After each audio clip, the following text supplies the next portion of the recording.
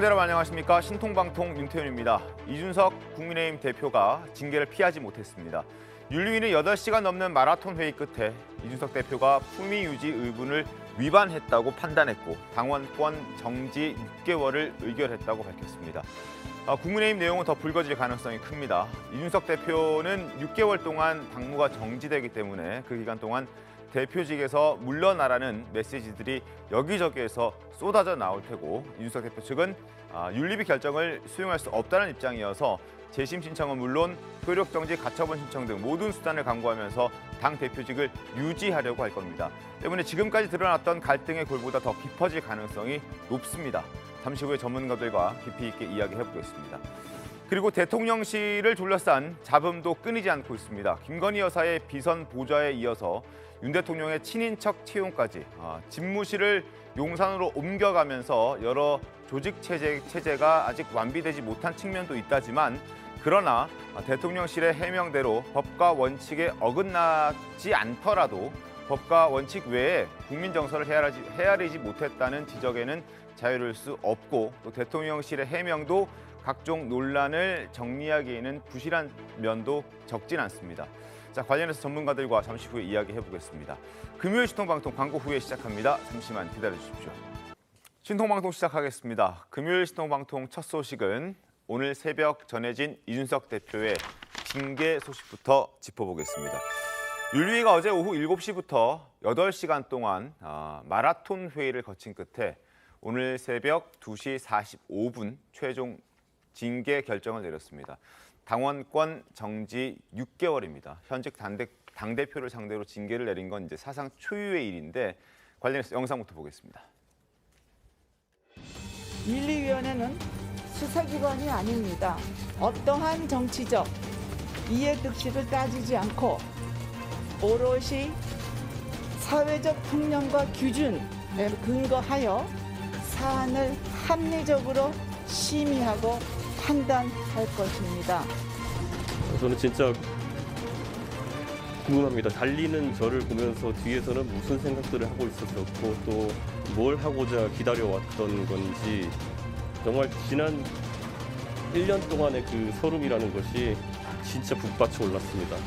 제 관점에서 정확하게 소명했다고 이렇게 생각합니다.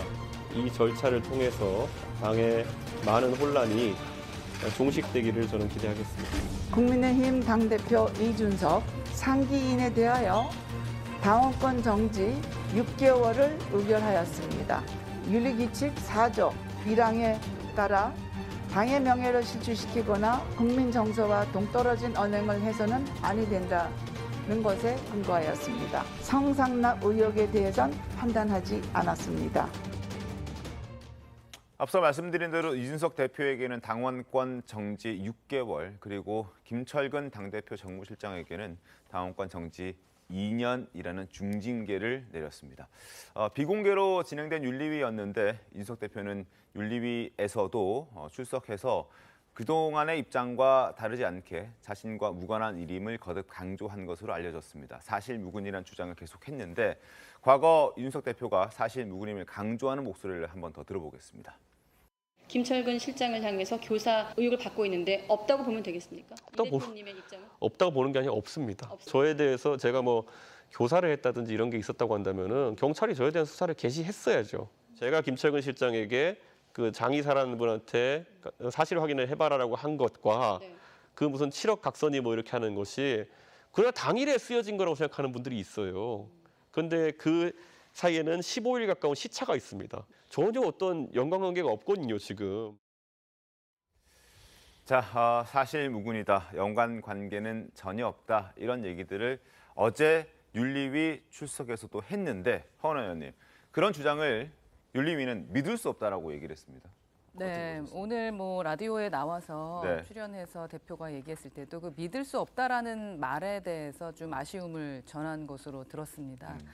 기본적으로 수사기관이 아니다라고 말씀을 하셨음에도 불구하고 수사기관처럼 평가한 부분에 대해서는 좀 생각의 여지가 있지 않나 하는 생각이 들고요. 네. 저희가 당원들과 당직자들에게 이제 오늘 아침에도 좀 상황이 어떤 것 같으냐, 본인들은 어떤 마음이냐라고 물어봤을 때 이준석 대표에 대한 이 상황에 대해서 상당히 안타깝다. 하지만 앞으로 아까 대표께서 혼란이 종식이 됐으면 좋겠다라고 했는데 네. 앞으로 나올 이 혼란에 네. 이제 앞으로 우리가 어떻게 수습해야 되는지에 대한 것 때문에 많은 걱정이 된다.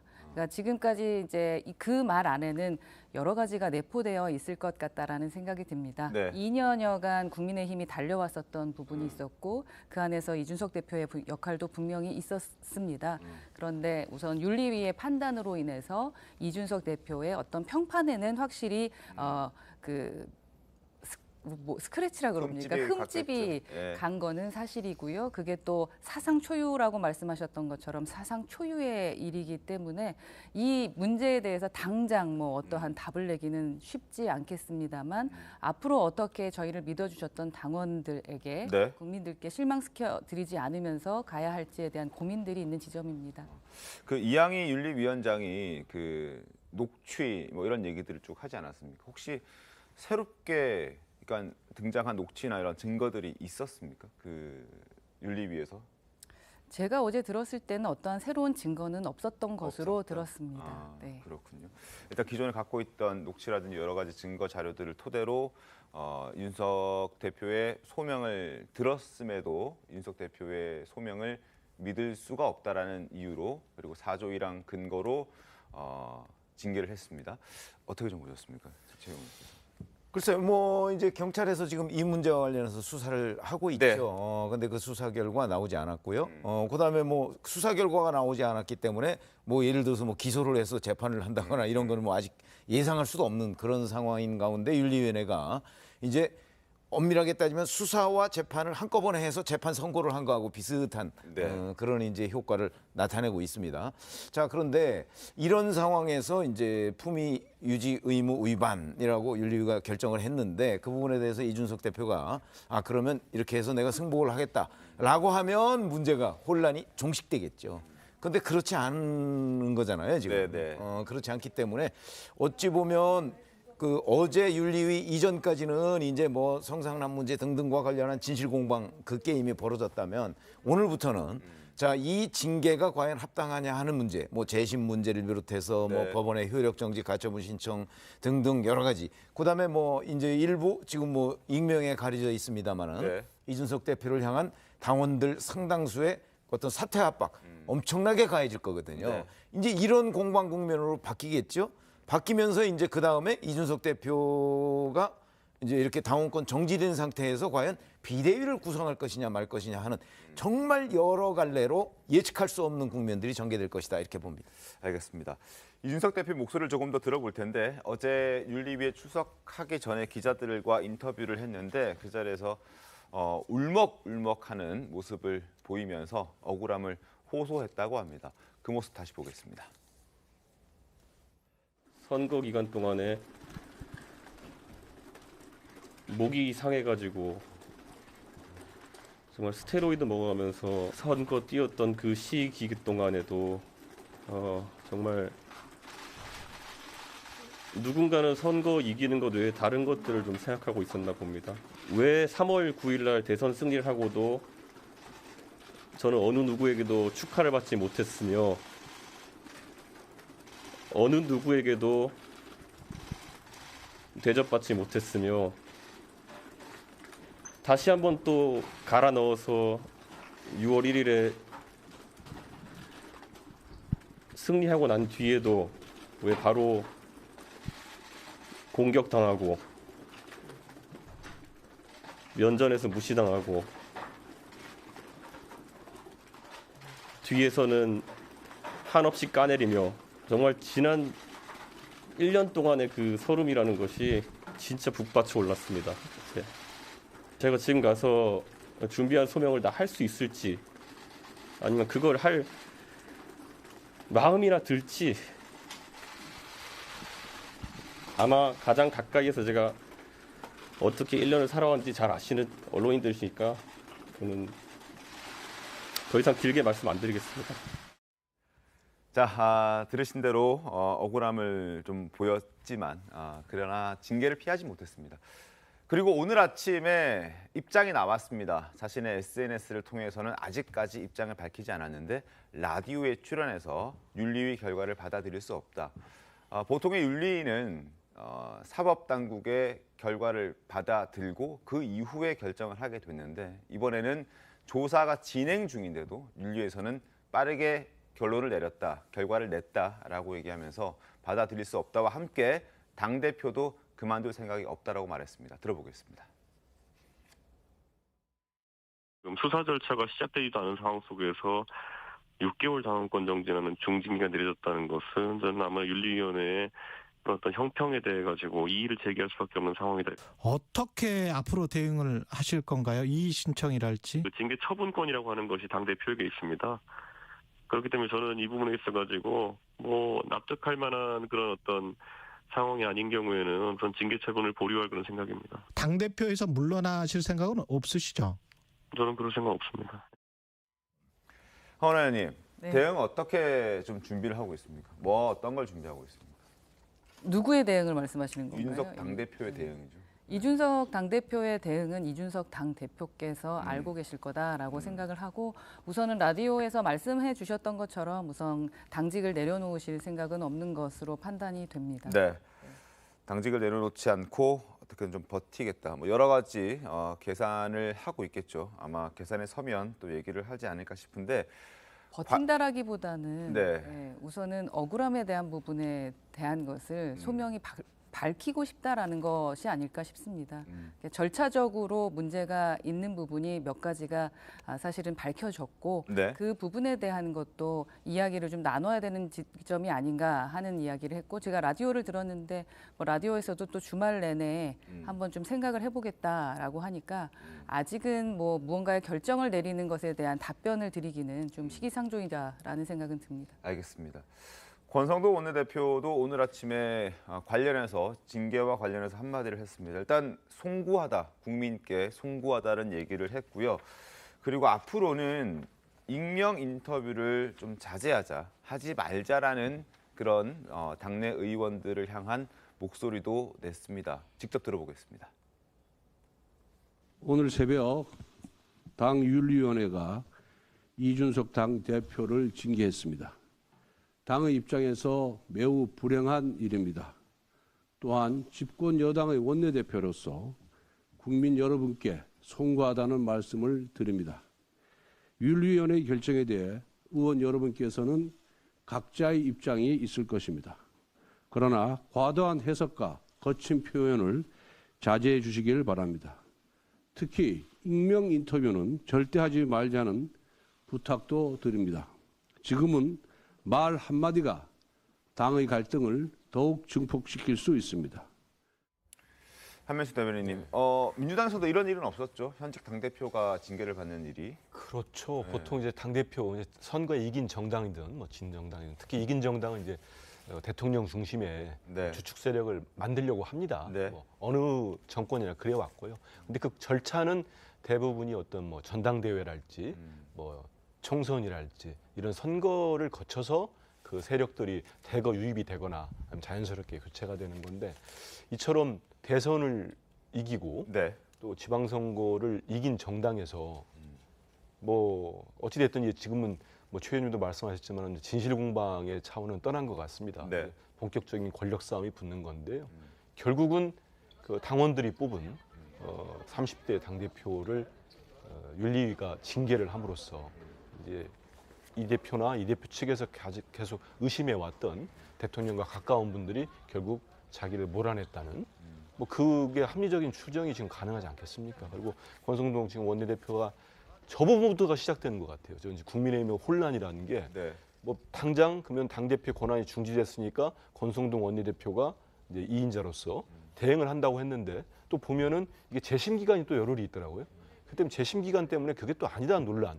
이거는 뭐냐면 상징적이긴 한데요. 이제부터 국민의힘의 이제 정말 대혼란이 시작된 것 같습니다.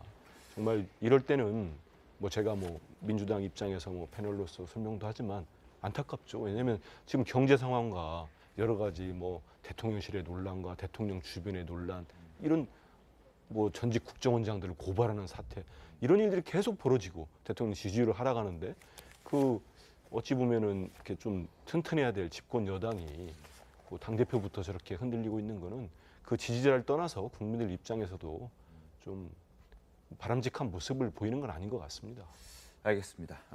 일단 윤리위를 앞두고 사실 이 대표가 주장했던 건 배후설, 뭐 윤핵관의 어떤 기획설 이런 것들이었습니다. 그래서 이를 의식한 이양희 윤리위원장은 윤리위가 열리기 전에 기획된 마녀 사냥식 징계는 아니다라고 선을 그었는데 일단 그 목소리 듣겠습니다. 요즘 너무 터무니없는 말들이 난무하고 있습니다. 윤핵관에 의해 기획된 징계이다. 마녀 사냥식 징계 있느냐? 뭐 윤리위 해체할 권한이 당대표에게 있다 등 이러한 발언들은 매우 부적절한 발언이라고 생각합니다. 저희가 이양희 위원장의 목소리를 듣는 사이에 이준석 당대표가 자신의 페이스북에 글을 올렸습니다. 국민의힘의 당원이 되는 빠르고 쉬운 길 온라인 당원 가입입니다. 라고 얘기를 하면서 한 달에 당비 1,000원 납부하면 3개월 뒤 책임 당원이 되어서 국민의힘의 의사결정에 참여할 수 있습니다. 이런 목소리를 냈습니다. 3분이면 된다라고 하면서 온라인 입당 당원이 되어달라는 목소리를 조금 전에 올렸다는 소식이 전해졌습니다. 손정희 변호사님, 당원 가입을 유도하는 이준석 당대표의 메시지였는데 어떤 의도가 있겠습니까? 오전에 라디오에서도 당원 가입하는 것이 1,000원이면 된다 이런 발언을 하더라고요. 그러니까 이준석 당대표는 징계 절차와 상관없이 나의 정치적인 생명력은 나를 지지하는 20, 30대를 비롯해서 여전히 나는 그 생명권을 유지하겠다. 당대표 사퇴하지 않겠다. 그리고 설사 징계가 확정된다고 하더라도 징계가 한시적이잖아요. 6개월입니다. 6개월 이후에 어떠한 방식으로든 어떠한 정치 세력을 모아서라든 복귀하겠다. 이대로 물러서지 않겠다는 강력한 의지를 보이는 것이고요. 당원을 가입하라는 것은 국민의힘에서 뭔가를 다시 도모하겠다는 의지를 피력했다 이렇게 보셔야 될 것 같습니다. 네. 이준석 당대표의 문제는 지금 재심 기간도 남아있을 뿐만 아니라 뭐 법률적으로 가처분이나 소송을 통해서 자신의 어떤 권리를 구제를 할 가능성이 있고 그리고 나아가선 6개월 끝나고 나서 어떻게 복귀할 것인가. 내가 당대표가 6개월은 당원권이 정지됐지만 복귀하면 내가 민주적 절차에 의해서 선출된 당대표니까 여전히 당권을 행사할 수 있다라고 주장할 가능성이 있거든요. 그런 여러 가지 가능성, 그조차도 막힌다고 한다면 국민의힘 내부에서 일부 세력들이 이제 탈당하거나 이렇게 나올 가능성을 배제하기까지 어려운데 모든 가능성을 열어둔 것 같습니다. 그래서 지금 굉장히 위기 촉발한 상황에서 나의 지지 세력 다시 우리 당에 들어와라. 그래서 나의 존재감을 확보하고 이 존재감으로 인해서 나를 공격하는 세력에 대해서 맞서겠다라는 사실은 거의 선전포고와 다름없는 해석으로 보입니다. 강렬한 메시지인데요. 제가 예상하지 못했던 억울함을 얘기하거나 뭐 상당한 정치력이 있어 보입니다. 그렇죠. 이게 저는 첫째는 일단은 이른바 징계를 받거나 뭐 예를 들어서 뭐 심하게 몰아내면은 뭐 이준석 탈당설, 뭐 신당설 얘기했었는데 그거를 확실히 정리를 했어요. 일단 저 메시지로서 나는 국민의힘에서 뭐 이른바 투쟁을 하든 저항하겠다는 걸 확실하게 보여준 거고 그리고 이른바 이제 지지층을 결집하겠다는 얘기죠. 저는 이거 딱 듣는 순간에 그 예전에 문재인 지금 전 대통령께서 민주당에서 그 당대표임에도 불구하고 이제 반대쪽에 있는 비문 쪽에 의해서 상당히 힘들었던 시기가 있었습니다. 그리고 결국은 뭐 흔들리고 계속 흔들어댔어요. 그 당 지도부 내에서 뭐 다 보도도 됐으니까 회의 자체가 뭐 봉숭아당처럼 되기도 하고 계속 비토를 하고 당시 호남 쪽 세력들이 그러면서 이제 당대표로서 역할을 못할 때 당시 민주당이 여러 가지 이제 뭐 선거법도 바꾸면서 온라인 당원 가입이 그때부터 가능해집니다.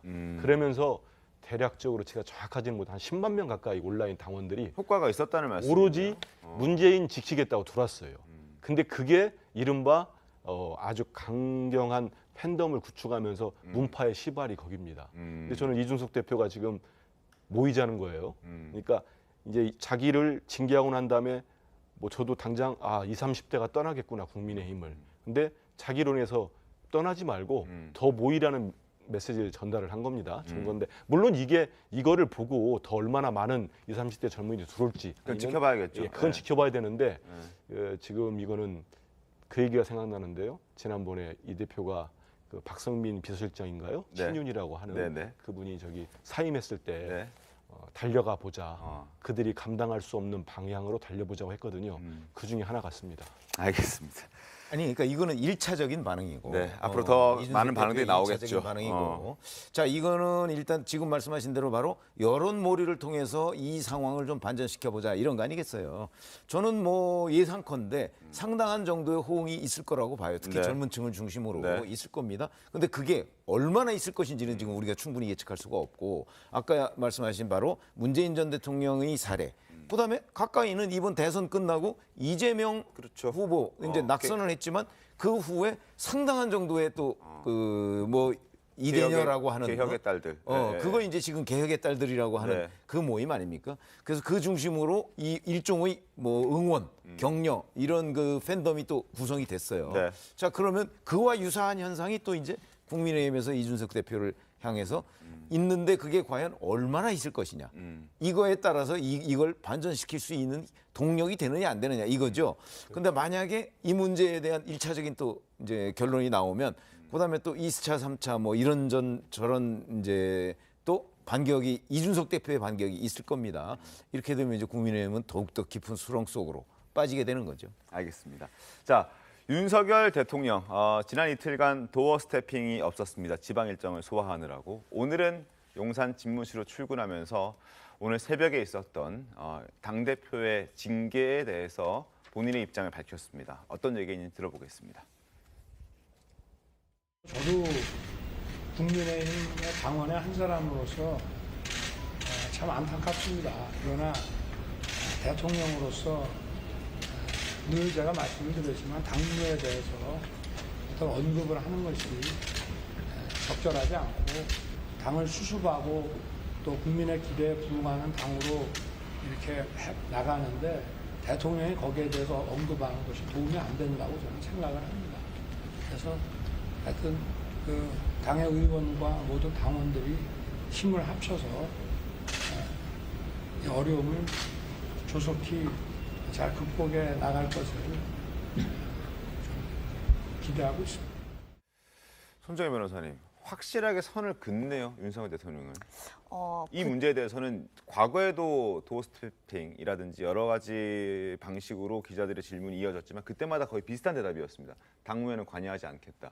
굉장히 민감한 주제고 예민한 주제인데 실질적인 개입을 하기에는 굉장히 어려운 측면이 있습니다. 왜냐하면 윤석열 대통령까지 뛰어들면 정말 당이 분열될 가능성까지 배제하기 어렵기 때문에 이준석 당대표를 지지할 수도 없고 이준석 당대표를 공격할 수도 없는 난처한 처지이다. 사실 윤석열 대통령 입장에서 생각해보면 본인이 대통령 되는데 이준석 당대표의 역할이 어느 정도 있다고 부인하기 어렵거든요. 그런데 이렇게 징계 절차를 수수방관하거나 징계 절차를 지지하는 발언조차 할 수가 없는 겁니다. 그런 측면에서의 좀 난감한 측면이 있다라고 보셔야 될 것 같고 그런데 이준석 당대표 입장에선 기대가 있었죠. 윤석열 대통령이 좀 교통 정리를 해주는 발언이 하나 있다고 한다면 이 징계 절차가 징계가 나오기 전에 해결될 여지가 있었거든요. 근데 그러지 않았다는 건 사실 암묵적으로 은유적으로 간접적으로 징계 절차를 어느 정도는 받아들이고 있다 이렇게 해석하는 게 맞을 것 같습니다. 허나 의원님, 좀 당 대표실 입장에서는 좀 서운하지 않습니까? 이준석 대표가 왜 여러 가지 얘기들을 많이 하지 않았습니까? 뭐 공격도 했지만 윤핵관과의 갈등은 있었어도 윤석열 대통령을 향한 그런 메시지에서는 조금 정제된 메시지들이 최근에 좀 나왔었거든요.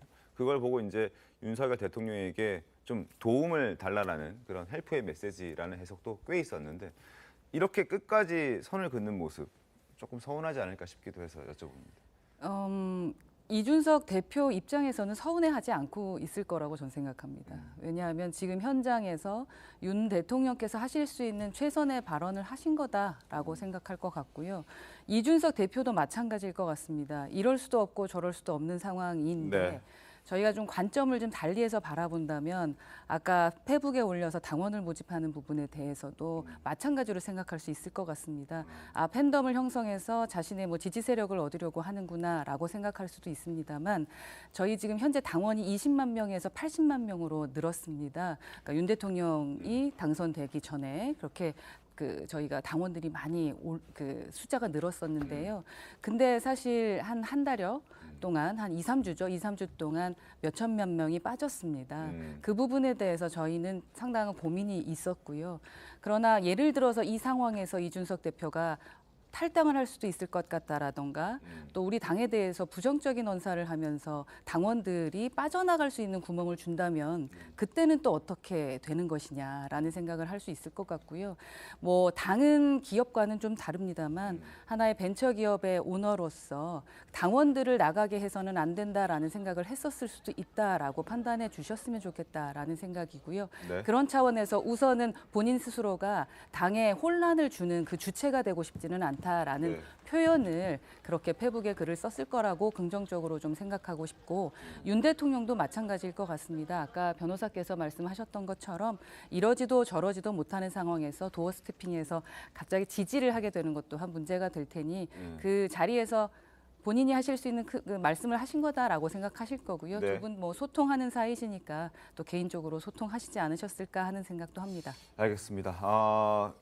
국민의힘 당내 갈등이 이제 폭발하는 것 같습니다. 조금 전에 MBC 라디오에 출연한 김용태 최고위원 이런 얘기를 했군요. 일단 윤리위의 결정을 전혀 예상하지 못했고 윤리위가 당원과 국민이 뽑은 그 당권에 대해서 쿠데타를 일으켰다라는 표현을 썼습니다. 쿠데타라는 표현을 썼고 반란군은 토벌해야 한다고 생각한다. 윤리위가 정치적으로 개입한 것이다. 인터넷 방송 의혹만 믿고 당대표 말은 못 믿겠다는 건 말이 안 된다. 당대표는 이의 제기와 함께 가처분 신청 등등 할 수 있는 건 다 해야 한다. 라는 얘기들을 쏟아내고 있습니다. 쿠데타, 반란군. 너무 격한 얘기 아닌가 싶습니다. 아니 그만큼 이제 이준석 대표에 대해서 윤리위가 중징계 결정을 내린 것에 대해서 뭐 잘 아시지만 김용태 최고위원은 뭐 이준석계다 뭐 이렇게 알려져 있는 거 아닙니까? 그러니까 이준석계의 이준석 대표 본인은 당원을 새로 모집한다는 쪽으로 좀 그 온건 노선을 가는 듯 하지만 실질적으로 이준석계의 격앙된 그 민낯이 그대로 드러났다. 저는 이렇게 보거든요. 그러니까 이준석계는 지금 화면이 있으면 사실은 지금 이준석 대표식으로 아마 그 행동을 하겠지만 그 카메라를 치웠을 때 지금 아마 저런 식의 반응을 보이고 있고 부글부글 끓고 있을 거예요. 그러니까 이게 제가 아까 뭐 깊은 수렁 얘기를 했는데 네. 단기간에 끝날 것 같지는 않거든요. 뭐 재심 뭐 그것도 뭐 한 달 정도로 간다는 거 아니겠습니까? 네. 그다음에 뭐 가처분 얘기 또 만약에 가처분이 법원에 의해서 받아들여질 경우 받아들여지지 않을 경우 뭐 이런저런 거에 따라서 2차, 3차 카드가 또 나오겠죠. 그러니까 그런 것들을 아마 그 이준석 대표 징계를 추진하는 누군가 네. 거기에서도 충분히 예상을 했을 거예요. 그래서 이제 그쪽에서는 이거를 조기에 정리하려고 할 것이고 이준석 대표 쪽에서는 이 공방을 상당히 길게 가져가려고 할 것이다. 그게 이제 충돌하는 국면이 얼마나 길어지느냐에 따라서 여권의 내상을 깊이 입느냐 아니면 가볍게 처리하고 끝나느냐 이게 결정이 되겠죠. 지금 제가 방송 진행하면서 계속해서 속보들이 들어오고 있는데 또 하나 속보가 들어오는 게 초선 의원들, 국민의힘 초선 의원들이 정권 교체 이후 첫 긴급 회의를 한다고 합니다. 지금 하고 있는 중입니까? 아니면 아닙니다. 네, 오늘까지 그 상황을 지켜보고 네. 월요일에 오전에 진행하기로. 다음 주 월요일에 네네. 여기에서 이준석 대표 징계를 논의하기 위해서 모이는 자리겠죠, 당연히. 그것만을 가지고 만나는 건 아니고요. 현안에 대한 이야기를 하기로 했고 네. 저희 초선들이 운영위원회를 만듭니다. 그러니까 돌아가면서 그래서 새로운 3기 운영위원회도 만들고 그리고 여러 가지 이제 현안들도 함께 가장 큰 현안은 나누자. 지금 당대표 징계 아니겠습니까? 예, 당대표 징계도 뭐 나올 수도 있겠습니다만 저희 단톡에는 그러한 이야기는 현재는 없고요. 네. 예, 지금 뭐 4차 저희 코로나 그 뭐죠? 예방 접종 네. 관련된 부분, 백신. 네, 백신, 예, 백신 네, 관련해서? 정신이 하나도 없습니다. 백신 관련된 부분과 뭐 여러 가지 물가에 대한 얘기들도 함께 나눠야 되는 게 아니겠느냐라는 우선 말은 있습니다. 어제 어쨌든 허나 의원도 그 이준석 대표랑 새벽까지 대표실에 같이 논의를 하고 네, 대표실에서 있었던 거죠? 기다렸습니다. 네. 그래서 컨디션이 좀 안 좋으신 것 같습니다. 네. 죄송합니다. 컨디션 안 좋아 보입니까? 아니요, 뭐 그렇진 않은데. 저는 지금 보면 권성동 원내대표 아침 이제 일단 말하지 말라는 거 아닙니까? 네. 모두 자중하자고 했는데 벌써 이제 최고위원이죠. 현직 의원은 아니지만은 김학태 네. 최고위원이 이준석 대표 측에서 저런 반란군 쿠데타 아주 격한 반응을 냈어요. 그리고 전 대통령이 지금 도어 스태핑 저 발언은 좀 준비하신 것 같습니다. 네. 기자한테 욱하지도 않고 네. 설명을 하는데 저게 저는 좀 딱 박혔던 워딩이 조속한 해결, 처리 이런 표현이 있었던 걸로 보입니다. 이게 아마 그 권성동 원내대표야 이른바 윤핵관의 맏형이다, 측근이라고 하니까 이건 제 추정입니다만은 여권 내부에서 조금 논의가 되거나 입장을 정리하지 않았나 이런 생각까지 들 정도인데 네. 조기에 좀 당에서는 좀 자제하자, 네. 익명 특히 하지 말자. 김용태 최고위원은 실명을 했습니다만 네. 자제를 했고 대통령은 조속히 처리해달라. 조속히라는 부분은 이준석 대표하고 입장이 정반대라고 봐야죠. 네. 이 대표는 저는 허 의원님은 물론 곤란하시겠습니다만 저는 많이 섭섭할 거라고 생각합니다. 대통령에 대해서. 어제는 1년간의 서름이 복받쳤다고 울먹울먹까지 했잖아요. 네네. 그 과정들이 다 드러난 거죠. 드러났기 때문에. 그런데 대통령의 방점은 조속한 처리예요. 그런데 이 대표는 지금 나를 옹위할 지금 당원들 모집까지 들어갔어요. 네. 이건 장기전을 펴겠다는 건데 대통령 의지와 정반대이기 때문에 지금 초선 의원님들도 모인다 하면 초선만 모이겠습니까? 각 진영들별로 계속 모임을 할 거고 그게 언론을 통해서 입장이 투영될 거고 저는 아주 이제 본격적인 국민의힘 내분이 시작됐다 이렇게 보입니다. 알겠습니다. 자, 윤석 대표가 계속해서 얘기했던 건 배후설, 윤핵관의 어떤 기획설 이런 것들이었습니다. 그런데 이를 뒷받침해 줄 만한 언론 보도가 어제 JTBC를 통해서 나왔습니다. 어떤 내용이었는지 그 내용을 먼저 좀 소개를 해드리겠습니다. 자, 그 성접대를 할 때 그 김성진 대표의 부름을 받아서 이준석 그 당시 최고위원, 비대위원을 의전했다라고 얘기하는 그 장모 씨와 한 지인과 통화한 내용인데 일단 땡땡땡의 땡땡땡이라고 국회의원 선거 나갔던 형님이 있다. 그 형을 통해서 지금 이러한 일들이 벌어지고 있고 이렇게 들어간 것이다라고 얘기를 하고 있고요. 이 사람이 이걸 들고 가서 얘기를 했을 것 아니냐. 그 누구에게 국회의원 선거에 나갔던 그 사람에게 다이렉트로 그래서 지금 이렇게 된 거다. 이해가 가냐라는 얘기를 합니다. 그리고 여기에는 지금 나와 있지 않지만 윗선이라는 단어도 JTBC 보도에는 등장을 합니다. 그래서 이준석 대표도 오늘 아침 또 라디오에 나와서 이 배우설에 대한 이 기사에 대한 입장을 본인이 직접 밝혔습니다. 들어보겠습니다.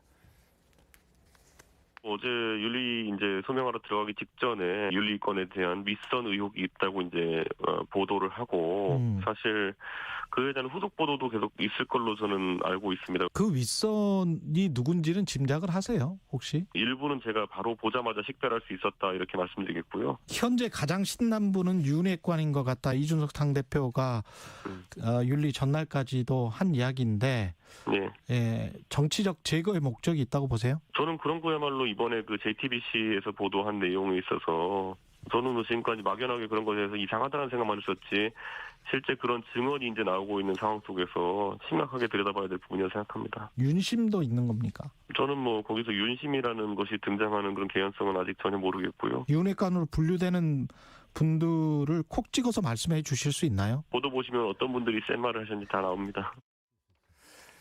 자, 어떻게 보셨습니까, 손정혜 변호사님? 윗선 개입 여부, 그러니까 윗선이라고 하면 무슨 윗선을 말하는지는 불명확하긴 그 하지만 부분이 좀 보도에는 불분명합니다. 정치적 의도를 가지고 이 문제를 확대 재생산한 정치적 의도를 가진 사람들은 분명히 존재한다라고 정황상 추정해 볼 수 있는 개연성이 충분히 있다라고 생각합니다. 왜냐하면 단순한 이 징계 절차가 법률적인 문제의 사실관계에 기초해서 또는 피해자 측에서 또는 접대를 한 측에서 이렇게 문제를 확대했다라기보다는 정치적 불신임의 성격이 굉장히 굉장히 강한 징계 절차라고 보는 게 합당합니다. 그러니까 한마디로 이준석 당대표가 법률적으로 또는 사실적으로 이런 비리행위를 해서 징계에 갔다기보다는 그런 사실을 기초화해 이준석 당대표의 어떤 그 당대표직에서 물러나야 하겠다라는 의지를 가지고 더 밀어붙인 성격도 있지 않을까.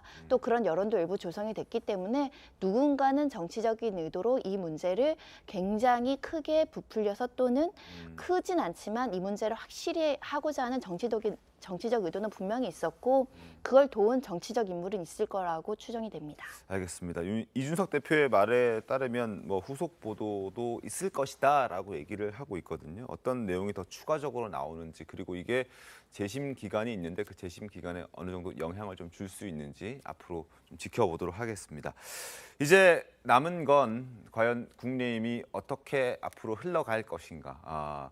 6개월 동안 당원권 정지가 되는 그 기간 동안에 무슨 일이 벌어질 것인가, 그 이후에는 또 무슨 일이 벌어질 것인가가 궁금할 텐데 관련해서 신문 보도록 하겠습니다. 당초 여러 가지 가능성이 있었습니다. 징계를 연기한다, 또 경징계, 경고 정도 수준으로 하겠다. 그런데 이제 그보다는 조금 더 무게가 있는 당원권 정지 6개월이 남았습니다. 당원권 정지 때는 대표직이 유지되기 힘듭니다. 당무가 정지되기 때문에. 그렇다면 6개월 동안 정말 무수히 많은 사람들이 사퇴하라라는 메시지들을 쏟아낼 겁니다. 당대표가 지금 직무가 정리된 상태에서 비대위를 해야 하느냐, 새로운 당대표를 뽑아야 하느냐, 새로운 당대표를 뽑으면 임기를 어떻게 할 것이냐 등등 다양한 경우의 수를 따져가면서 논의가 있겠지만 결국 중요한 것은 이준석 당대표가 당대표를 내려놓아야 이 다음 문제 스텝들이 진행될 수 있기 때문에 그 부분에 대한 서로 논의들이 굉장히 많을 것 같고 관련해서 최근 나온 여론조사도 있습니다. 일단 당원권 정지가 된 이준석 대표에게 결코 유리하지 않은 최근의 여론조사 결과입니다.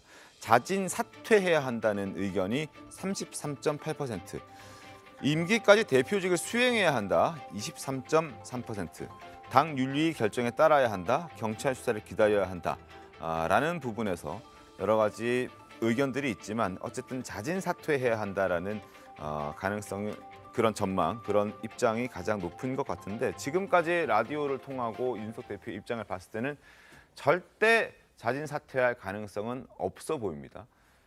그럼 앞으로 어떻게 전개가 될 것이냐? 싸움밖에 없는 것이냐? 사실 정치권에서 절대라는 거는 우리가 단정할 수 없는 경우가 적어도 아직까지는 많이 있습니다. 그러나 지금까지 이준석 대표가 보여온 어떤 정치적 스타일, 그다음에 현재 오늘 아침까지 나온 반응 등을 종합해 보면 자진 사퇴할 것 같지는 않습니다. 근데 이제 아까 얘기했듯이 바로 이 윤리위 징계를 뭐 추진했거나 아니면 지원했던 세력은 또 당내에 엄연히 있는 거거든요. 이 사람들이 이제 총체적으로 들고 나서서 이제 이준석 대표의 자진 사퇴를 압박을 할 거예요. 그 압박에 이준석 대표가 얼마나 버티느냐. 그거는 사실 누구도 장담할 수가 없는데 현재까지로 봐서는 버틸 의지는 있는 것 같아요. 자, 이렇게 되면 이제 이준석 대표가 자진 사퇴하지 않으면 예를 들어서 비대위로 가는 것도 쉽지 않아요. 그죠? 그다음에 권한대행 체제로 가는 거는 뭐 그건 자연스러운 일인데. 자, 그러면 이제 여기에 이어서 이제 최고위원들이 총사퇴를 하면서 뭐 과거 홍준표 대표 체제가 무너졌던 적이 한 번 있어요.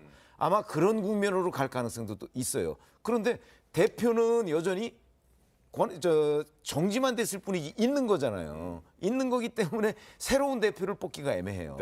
그래서 이게 아무도 그렇게 되면 또 이제 뭐 이걸 추진했던 세력 중에서는 아예 당원 당규를 이참에 바꿔버리자. 뭐 그럴 수도 있는데 그건 또 다른 국면의 또 다른 혼란이죠. 그래서 누구도 예측할 수 없고 한 번도 가보지 않은 길을 지금 집권당이 가고 있다.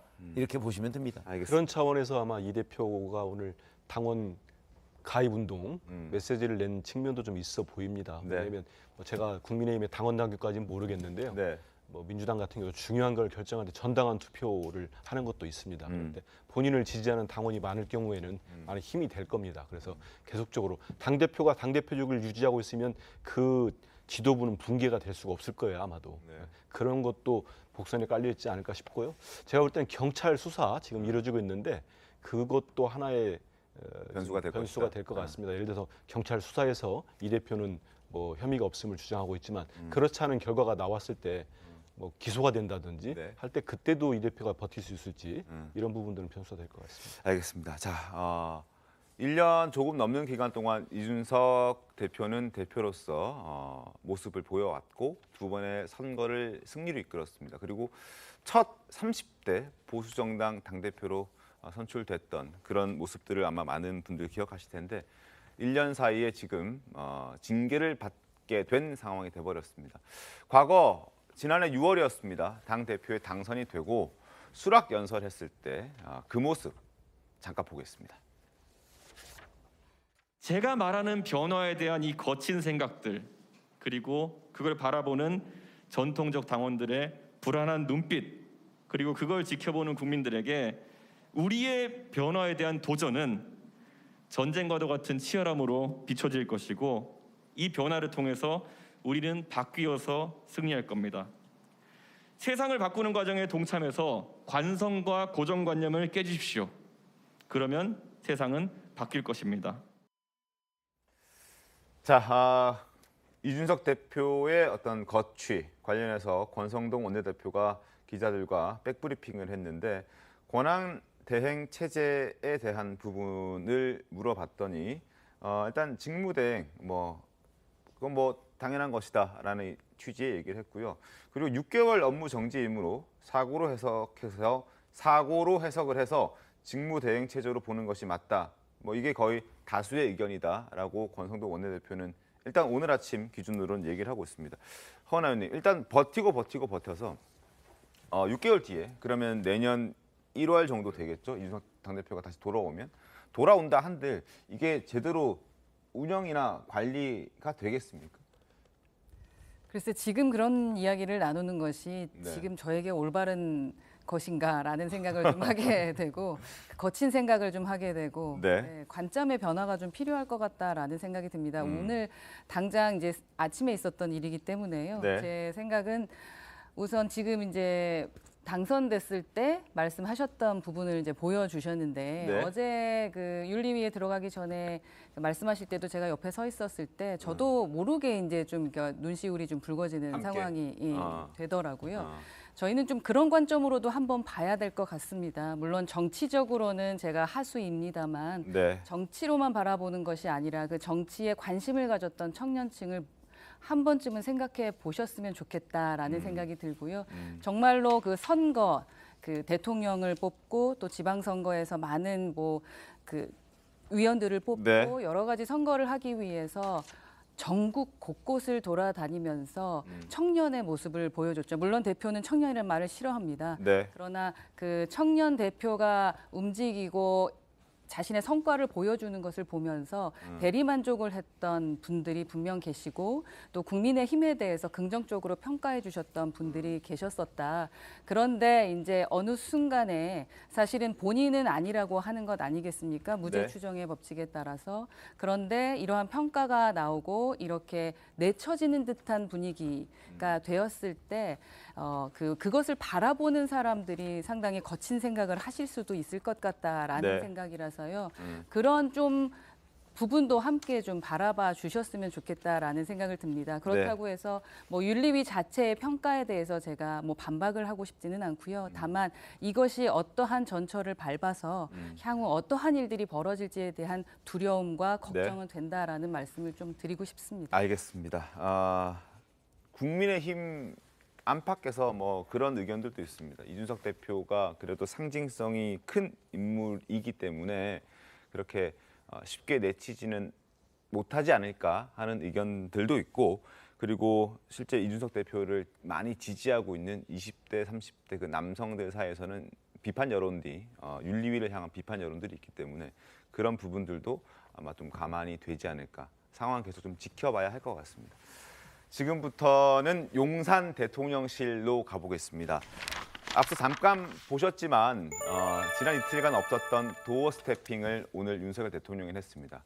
어떤 얘기가 있는지 다시 들어보겠습니다.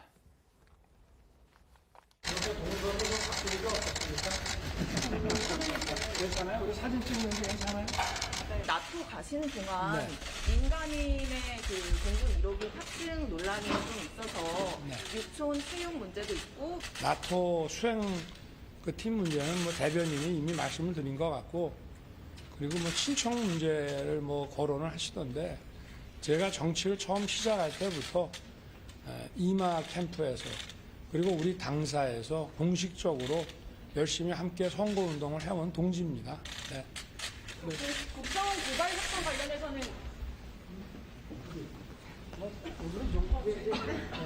더 궁금한 거 있으면 또 내일 하십시오. 마지막 워딩은 윤석열 대통령의 워딩은 아니었군요. 어쨌든 나토 순방길에 그 대통령실의 인사비서관의 배우자가 민간인 신분으로 동행한 그 논란, 그리고 윤석열 대통령의 먼 친인척이 지금 대통령실에서 근무 중이라는 부분에 대해서 윤석열 대통령이 짧게 언급을 했습니다. 김 교수님 어떻게 보셨습니까? 지금 이 대통령께서 이 문제의 본질을 조금 제대로 짚지 못하신 게 아닌가라는 생각이 좀 들어요. 지금 문제의 본질은 대통령의 지지율이나 이런 것들이 하락하고 있는 상황에서 대통령이 공과 사를 정말 제대로 구분하고 있느냐, 그 지점을 지금 국민들은 지켜보고 있고 묻고 있는 거거든요. 근데 대통령께서 나의 동지다라고만 얘기하시면 나는 지금 국민들이 어떻게 나를 바라보건 관계없이 그냥 나는 내 갈 길을 가겠다, 이거하고 좀 똑같은 얘기거든요. 그렇다면 지금 오늘 그 아침에 보도를 보니까 모 보도에서 대통령의 지지율이, 긍정 지지율이 30%대로 내려갔어요. 많이 떨어졌군요. 네, 부정 지지율이 지금 거의 60%에 육박합니다. 이것이 의미하는 바가 무엇인지에 대해서 대통령과 그 대통령실에 있는 참모들이 더 적극적 고민을 해야 될 시기인데 지금 그렇지 못하고 있다, 이렇게 해서 보여서 좀 안타까운 부분이 있습니다. 알겠습니다. 자, 민주당은 공세를 거듭하고 있습니다. 공정과 상식을 강조한 윤석열 대통령의 국정 철학은 물론이고 또 국민 눈높이에도 맞지 않는다면서 비판의 날을 강하게 세우고 있습니다. 들어보겠습니다. 친척 동생이 대통령실 선임 행정관으로 근무 중인 사실까지 새롭게 드러났습니다. 윤석열 대통령 부부는 새 정부가 시작되자마자 대통령실을 아무렇지 않게 사유화하고 있습니다. 또다시 새로운 비선 정치, 지인 찬스로 대통령실이 운영되고 있는 현실이 개탄스럽습니다. 국정을 좀먹는 대통령실의 비선 정치, 더 이상 자시하지 않겠습니다. 반면 국민의힘은 그렇지 않다라고 얘기를 하고 있죠. 박형수 국민의힘 원내대변인의 목소리 들어보겠습니다. 제2의 최순실이니 국정농단이니 하며 국정조사까지 언급하는 민주당의 침소봉대적 정치공세에 우려를 금할 수 없다. 민주당은 사사건건 꼬투리 잡기와 침소봉대를 그만두고 경제위기 대처와 민생을 살리기 위한 원구성에 적극 협력하기 바란다.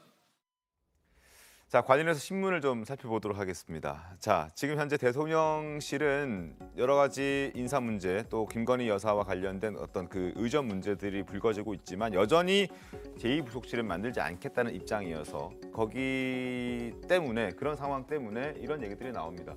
특별감찰관 얘기가 이제 나오는데요. 특별감찰관이 이제 대통령을 포함한 뭐 친인척들, 뭐 배우자 등등을 이제 관리하고 뭔가 잘못된 것이 없느냐 이제 감시하는 그런 특별감찰관인데, 물론 문 전 대통령 그 문정부에서는 이 특별감찰관이 없었습니다. 그래서 과거에도 국민의힘에서는 임명해야 된다라는 주장들을 했었는데, 지금 국민의힘에서는 원 구성이 되면 추천하겠다. 3명을 추천해서 그 3명 중에 한 사람을 대통령이 선택하는 방식으로 특별감찰관을 임명하겠다라는 이야기를 하고 있습니다. 그러니까 여러 가지 논란에 대해서 좀 설명을 좀 하고 있는 그런 상황인데, 과거부터 특별감찰관 운영과 관련해서는 뭐 인수위 시절에 김은혜 전 대변인을 포함해서 권성동 원내대표도 그런 의사들을 전달하기도 했었습니다. 그 목소리 잠깐 듣고 저희 이야기 이어가겠습니다. 특별감찰관 제도를 운영하신다는 얘기가 있던데, 당선인은 늘 일관돼 왔죠. 그러니까 법과 원칙이 당선인과 그 누구에게도 예의 없이 적용돼야 된다는 뜻 말이죠. 그래서 어쨌든 이것도 그 인수위에서 관련 논의를 진행하고, 문재인 정부는 법에 의해서 설치되기로 되어 있는 특별감찰관을 5년 동안 임명하지 않았습니다. 특별감찰관제 법이 폐지되지도 않고 존속하고 있기 때문에 지방선거 끝난 후에 민주당과 협의해서 특별감찰관 후보 3명을 추천할 계획입니다. 자꾸 이런 일들이 벌어지는 게 이런 비판들이 또 있지 않습니까? 인재풀이 너무 좁다, 너무 좁아서 이렇게 친인척, 뭐 이렇게 비선 이런 얘기들이 나온다. 글쎄요. 근데 뭐 육촌 뭐 이렇게 얘기하면 또 그건 친인척, 뭐 우리가 법상에서 얘기하는 친인척하고는 또 좀 거리가 있거든요. 네. 그런 점에서 본다면 오히려 그 문제는 별로 사실은 이렇게 우리가 논란의 중심에 세울 거는 아니라고 보는데 인사비서관 부인의 문제는 그건 충분히 논란이 될 수 있는 내용이죠. 그런데 특별감찰관을 도입하면 그럼 이런 문제들이 싹 정리가 될 것이냐? 또 그렇게 보지는 않아요. 왜냐하면 특별감찰관은 아무래도 법률 위반이라는 관점에서 이걸 들여다보거든요. 그런데 지금 이런 문제들은요. 법률 위반이라기보다는 약간 국민 눈높이와 맞지 않는 어긋나는 부분이거든요. 국민 정서 뭐 이런 거와 연관이 돼 있기 때문에 그거는 청와대에서 자체적으로 정무적 판단을 해야 된다. 근데 지금 청와대가 아니죠. 대통령실에서. 네네네. 지금 용산 대통령실에서는 그런 정무적 판단이 과연 이루어지고 있는가 하는 부분에 대해서 대단히 의문을 갖게 하는 내용이었다. 이렇게 생각합니다. 알겠습니다. 허나 의원께서는 어떤 의견을 좀 갖고 계십니까? 뭐 특별감찰관은 저희가 문정부에게도 계속적으로 요청을 했었던 상황이었고 네. 5년 내내 안 하셨었기 때문에 저희가 모범이 돼서 바로 실행하는 것이 필요하다라고 생각하고요. 그 역할에 대해서는 또 시간이 흘러가면서 뭐 잘하는 부분과 못하는 부분에 대한 지적들이 또 있겠죠. 그에 따라서 또 보완돼야 되지 않을까 하는 생각이 듭니다. 알겠습니다.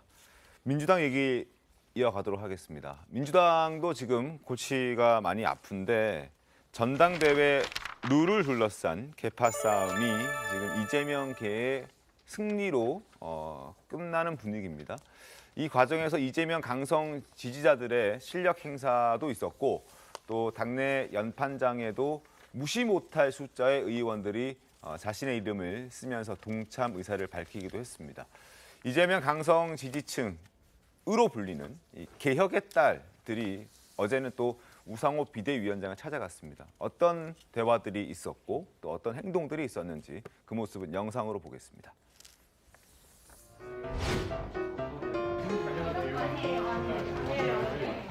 근데 더운 날에 나오신 기자님 감사합니다. 여러분 참 어머니의 마음으로 달려주셔서 감사해요.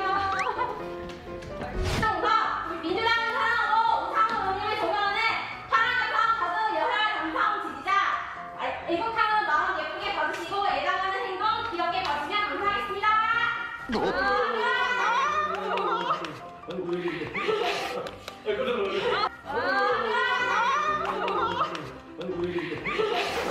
저를 위해 이렇게 여러 가지 노래도 불러주시고 이렇게 네 등등등 꽃다발도 주시고 지금 개딸을 대표해서 오신 분들은 아니고 그 중에 일부가 저희 지역 사무실에 오셨던 분들인데 절 지지한다, 응원한다. 오는 김에 자기 같은 사람들의 의견 중에 요구 사항들을 이렇게 쭉 정리해서 주셨어요. 그래서 예정에 있던 방문은 아니죠?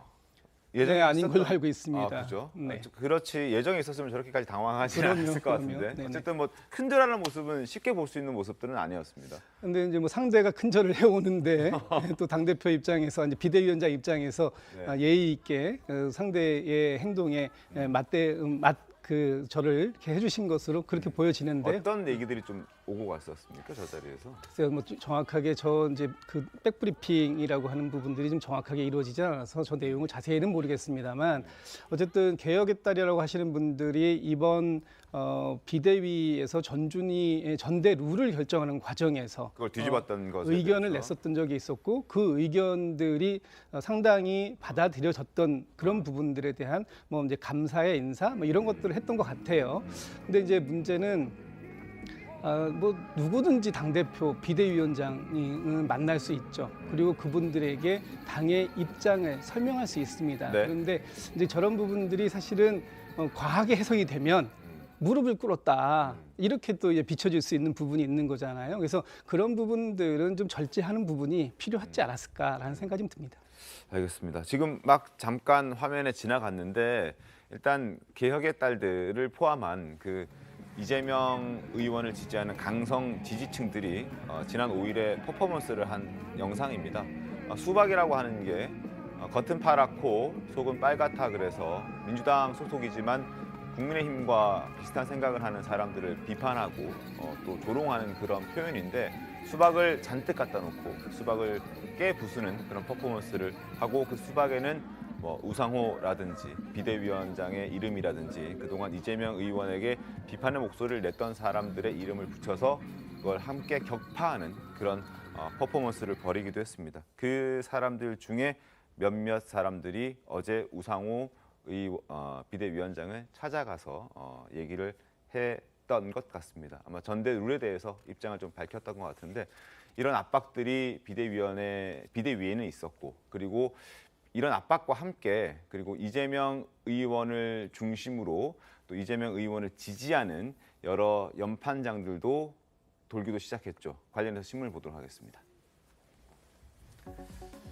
자, 세력을 과시한 친명이라는 제목을 조선일보는 달았습니다. 비주류에서는 패권을 입증한 것이다. 어리석은 힘자랑이다.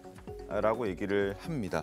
결국 앞으로 민주당이 이재명 의원 중심으로 간다는 분위기를 이번 전대 룰을 바꾸고 또 뒤바꾸고 하는 그 과정에서 확인을 한 셈이고 앞으로 이러한 모습들은 당분간 지속되지 않을까라는 예상을 조심스럽게 해봅니다.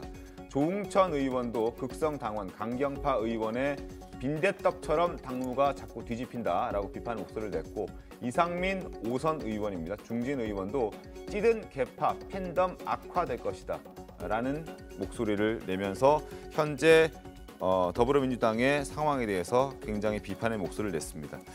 그리고 친명계 의원들도 연판장까지 돌리면서 당내 세력을 과시해 나섰는데 결국 우상호 비대위원장 전대 룰을 기존 전준희의 룰대로 바꾸면서 꼬리를 내릴 수밖에 없었습니다. 목소리 듣겠습니다.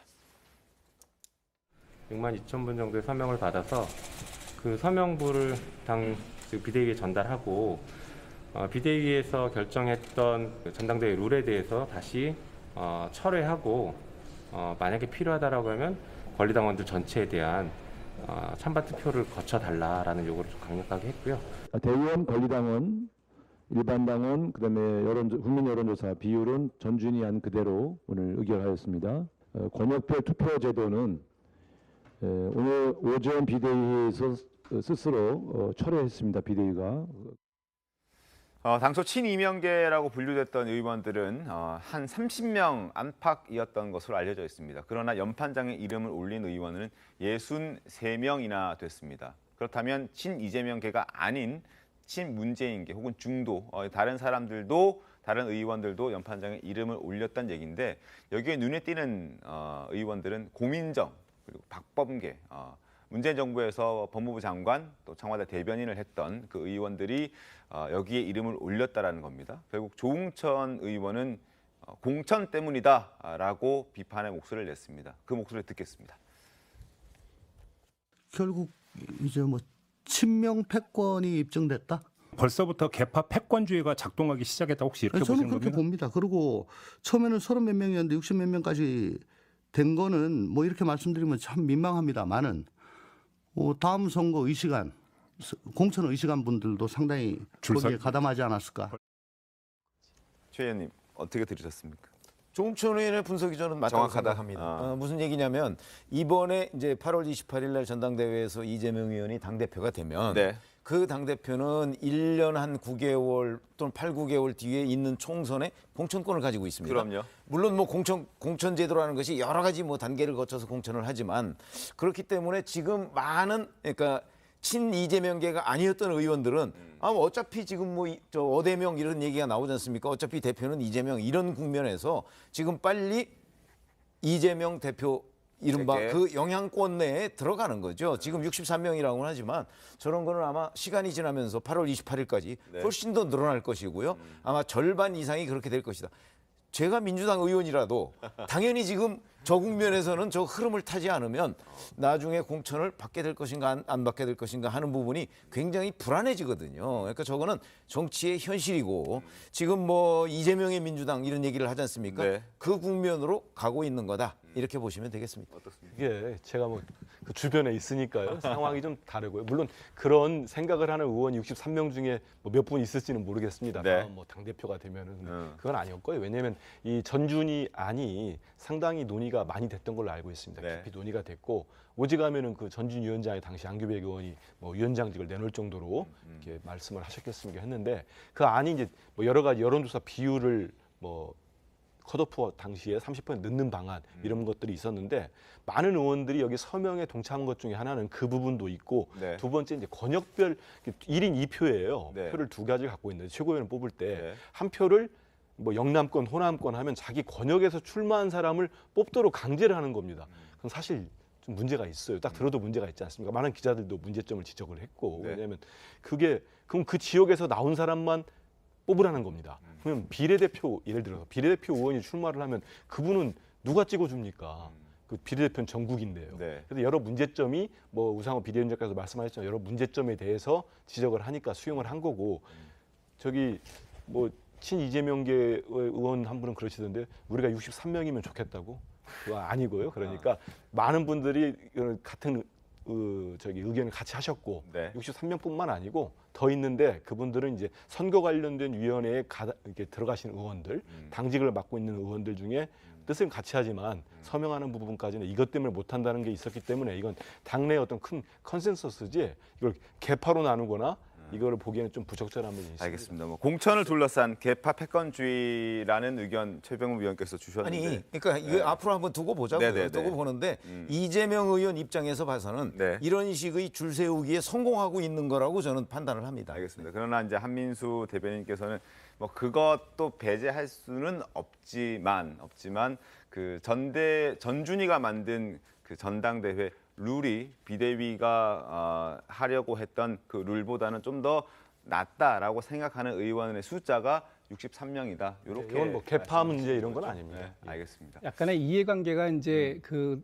끼어 있는 거예요. 네. 여기에 서명하신 지금 고민정 의원님 같은 경우에는 본인이 이번에 최고위원회 출마할 가능성을 열어놓고 있는 분이거든요. 그렇기 때문에 본인에게 직접적으로 컷오프에서 내가 중앙위에서만 그 컷오프를 한다 그러면 약간 좀 불안하지만 국민 여론 30%가 있다면 높은 인지도가 있기 때문에 여기에서는 통과할 가능성이 높다 이렇게 받아볼 수도 있어요. 그래서 그런 사람들과 좀 전에 말씀드렸던 권역별 투표제 이런 것들의 문제점을 객관적으로 짚어보자라고 하셨던 분들이 같이 좀 서명에 동참하신 게 아닌가? 최고위원의 투표의 경우에는 중앙위에서 100% 아닙니까? 그거는 이제 마지막에 당무위에서 그렇게 결정이 된 거고 지금 이 서명을 받은 건 당무위가 최종적인 결정을 하기 전에 압박성으로 이제 뭐 본인들이 원하는 전준희의 안 그다음에 비대위 안 여기에서 어느 쪽이 조금 더 합리적이냐 하는 부분에 대한 연판장을 돌린 거죠.